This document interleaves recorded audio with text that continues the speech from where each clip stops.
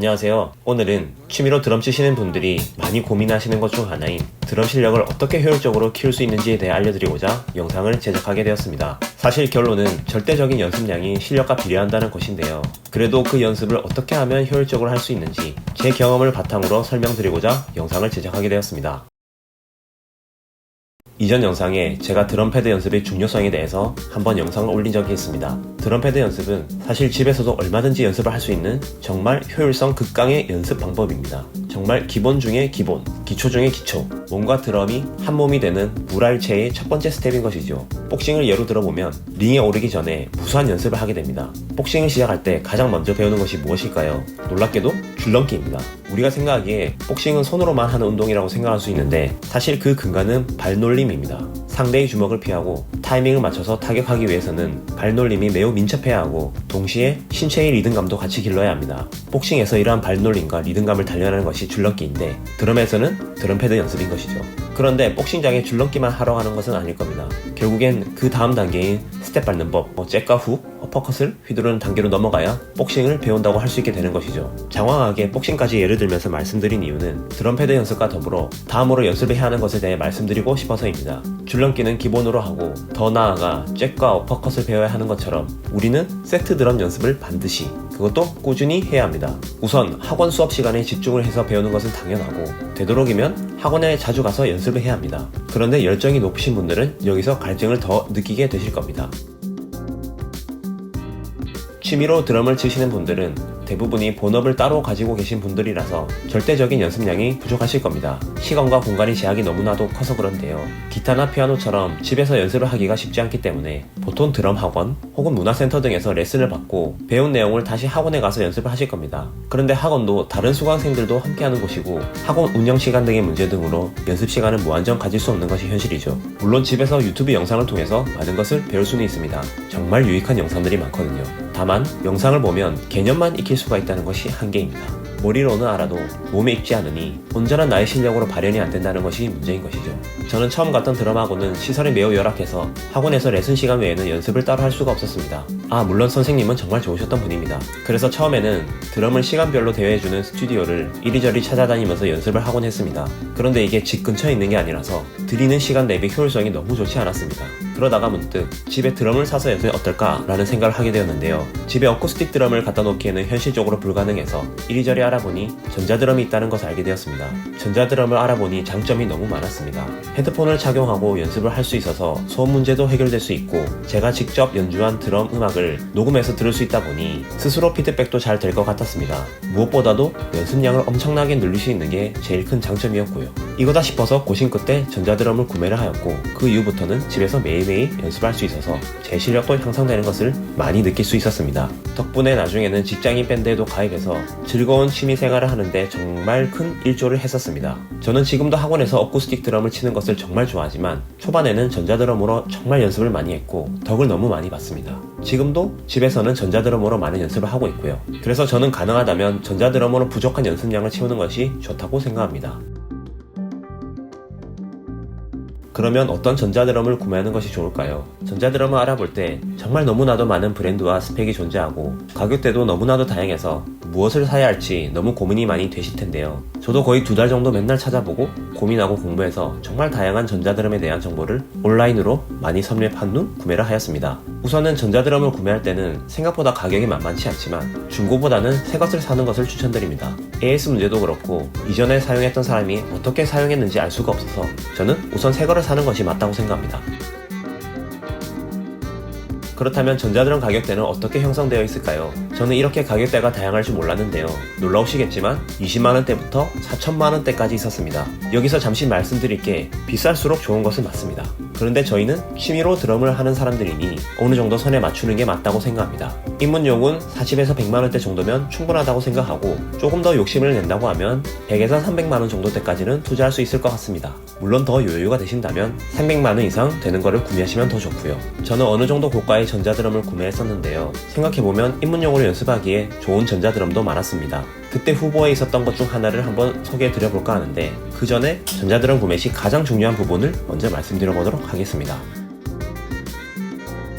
전자드럼은 집에서 칠 수 있는 게 가장 큰 장점인데 그거에 따라 반드시 봐야 할 사항이 있습니다. 그것은 바로 소음과 진동인데요. 소음 부분에서는 일단 어쿠스틱 드럼과는 비교를 할 수 없을 정도로 작기 때문에 소음 문제에 있어서는 큰 문제는 발생하지 않습니다. 전자드럼 패드를 치는 소리가 조금 나긴 하지만 한밤중에 치지 않는 이상 옆집에 크게 들리는 정도는 아닙니다. 문제가 되는 것은 진동인데요. 하이햇이나 심벌, 스네어나 탐을 두드릴 때에는 진동이 문제가 되지 않지만 베이스 드럼 페달을 밟을 때 진동 문제가 발생합니다. 베이스 드럼은 발로 밟을 때 페달이 비터를 때리면서 연주를 하는 것인데, 페달이 비터를 때릴 때 그 진동이 바닥으로 고스란히 전달이 되어서 밑에 칩에 진동이 발생하게 되는 것입니다. 이러한 진동은 전자드럼 밑에 방진 패드라는 것을 설치해서 진동폭을 잡아줄 수 있습니다. 저 같은 경우도 방진 패드를 별도로 구매해서 설치했는데요. 그런데 당시에 쓸만한 방진 패드 금액 자체가 40만원 정도 해서 많은 고민을 했었던 기억이 납니다. 그래서 당시에 베이스 드럼이 비터리스로 되어 있는 제품도 같이 찾아봤었는데요. 비터리스라는 것은 비터가 없는 것을 말하는 것으로 페달이 비터를 때리지 않기 때문에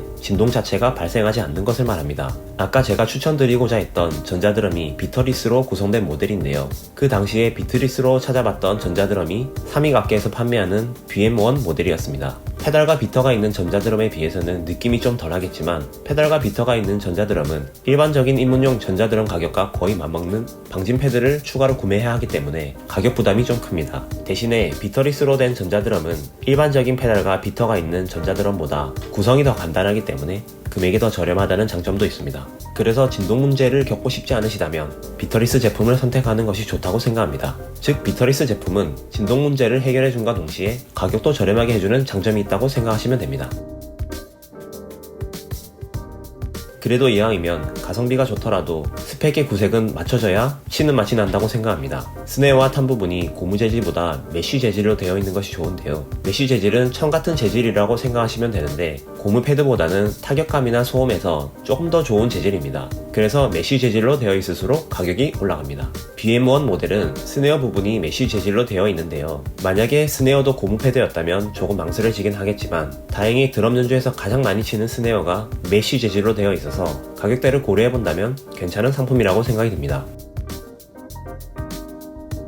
우선 전자드럼 소리는 어쿠스틱 드럼 소리와는 결이 다릅니다. 원래 최초 전자드럼이 시장에 나왔을 때에는 전자드럼이 어쿠스틱 드럼 소리를 따라가려고 하는 경향이 강했는데, 이제는 전자드럼 시장에서는 전자드럼 고유의 소리로 나아가려는 추세에 있습니다. 그렇다고 전자드럼 소리 자체가 어쿠스틱 소리와 완전히 다른 별개의 소리라는 것은 아니고요. 그냥 어쿠스틱 소리와 전자 소리의 차이에서 발생하는 것이기 때문에 그 출발선만 조금 다르다고 생각하시면 됩니다. 그러한 면에서 BM1도 전자드럼 사운드를 낸다는 점에서는 기타 더 높은 가격대의 전자드럼과는 큰 틀에서 벗어나지 않는다고 볼 수 있습니다.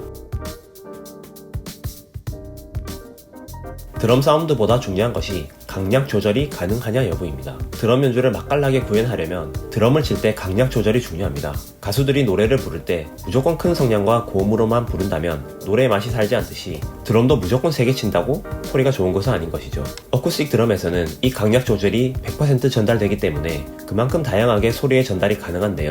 이 말은 전자드럼으로 연습할 때도 강약 조절 구현이 잘 되어야 올바른 연습이 가능하다는 의미인 것이죠. 정말 저렴한 전자드럼은 이 강약 조절이 구현이 안 됩니다만, 다행히 BM1 모델은 그 강약 조절이 가능해서 기본적인 스펙이 갖춰져 있다고 볼 수 있습니다.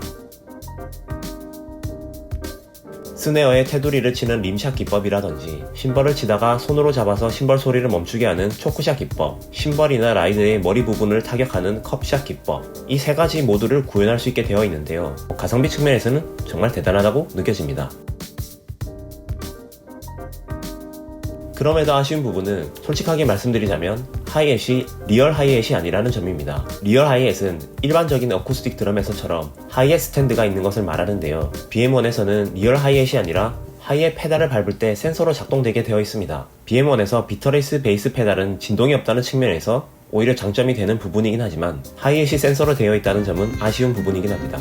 다만 리얼 하이햇이 구현되는 전자드럼은 보통 150만원 정도 넘어가는 가격대에 형성되어 있기 때문에 그 아래 가격대를 찾고 계시고 가성비를 생각하신다면 어느 정도 양보할 수 있는 부분이라고 생각이 들긴 합니다. 요약하자면 삼익 BM1 모델은 전자드럼에서 가장 신경이 쓰이는 베이스 페달 진동 문제가 없다는 것이 가장 큰 장점인 것 같고, 메쉬 재질의 스네어, 기본적인 전자드럼 사운드 틀을 갖추고 있다는 점, 어쿠스틱 드럼 연주에서 필요한 강약 조절이 구현되어 있고, 림샷, 초크샷, 컵샷을 구현할 수 있게 되어 있다는 점에서 전자드럼의 기본 스펙이 구비된 제품인 것 같습니다. 물론 더 좋은 가격대의 드럼도 많이 있지만 가격대가 부담스러우셔서 연습을 하는데 크게 무리가 없는 전자드럼을 찾으신다면 이 제품이 괜찮을 것 같아서 소개해드렸습니다. 관심이 있으시거나 구매를 하시고 싶으신 분들은 댓글 고정 링크로 들어가셔서 참고하시면 좋을 것 같습니다. 참고로 드럼 의자와 헤드폰, 스틱까지 포함된 구성이네요. 오늘은 영상이 꽤 길었던 것 같습니다. 저희 채널을 보시는 분들은 저와 함께 같이 성장해 나갔으면 하는 바람에서 시작된 영상이었습니다. 무엇보다 즐겁게 치셨으면 하는 바람이 크고,